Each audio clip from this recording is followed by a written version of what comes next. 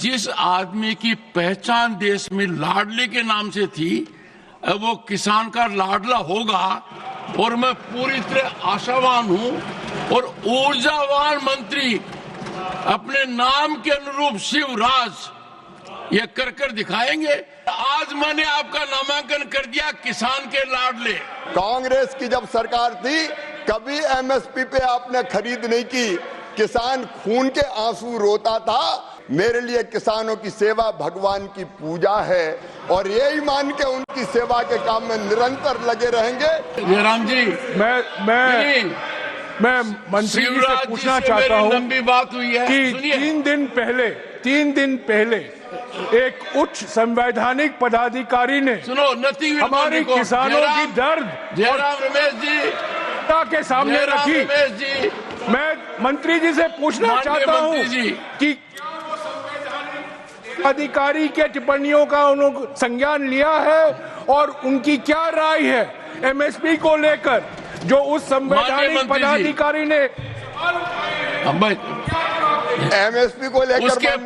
उसके पहले मैं बता दूं, माननीय मंत्री जी मेरे साथ थे, जाते समय भी थे, आते समय भी थे, और मैंने माननीय मंत्री जी के कहा और मैं आश्वस्त हुआ कि जिस आदमी की पहचान देश में लाडले के नाम से थी, वो किसान का लाडला होगा और मैं पूरी तरह आशावान हूं और ऊर्जावान मंत्री अपने नाम के अनुरूप शिवराज ये कर दिखाएंगे।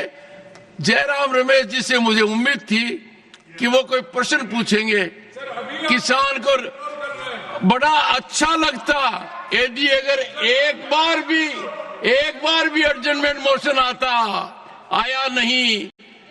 शिवराज जी बोलिए। माननीय सभापति महोदय, और आज मैंने आपका नामांकन कर दिया किसान के लाडले। प्रणाम आपको। बोलिए। माननीय सभापति महोदय, आदरणीय जयराम रमेश जी का मैं बहुत आदर करता हूं। उन्होंने पूछा है कि एमएसपी के बारे में उनकी राय, मेरी राय क्या है। बहुत पवित्र राय है। हम 50% लागत का 50% से ज्यादा मिनिमम सपोर्ट प्राइस तय करेंगे और खरीदने का भी काम करेंगे। आपने नहीं खरीदा, मैं एक एक आंकड़ा पढ़ के बता सकता हूं। कांग्रेस की जब सरकार थी कभी एमएसपी पे आपने खरीद नहीं की, किसान खून के आंसू रोता था। लेकिन मेरे लिए किसानों की सेवा भगवान की पूजा है और यही मान के उनकी सेवा के काम में निरंतर लगे रहेंगे। एमएसपी पर किसानों को उत्पाद खरीदा है और अब भी पूरा उत्पाद खरीदेंगे और एक दिन में 2 दिन का काम करेंगे। और आपने जो अपेक्षा व्यक्त की है, मेरी कोशिश रहेगी संपूर्ण सामर्थ्य और क्षमता झोंक के काम करके अपने किसानों की सेवा कर सके और कृषि के परिदृश्य को और बेहतर बना सके। विकसित भारत का संकल्प लिया है प्रधानमंत्री नरेंद्र मोदी जी ने, उसी का एक रोड मैप कृषि में भी हमने बनाया है, उसको पूरा करने में कोई कसर नहीं छोड़ेंगे।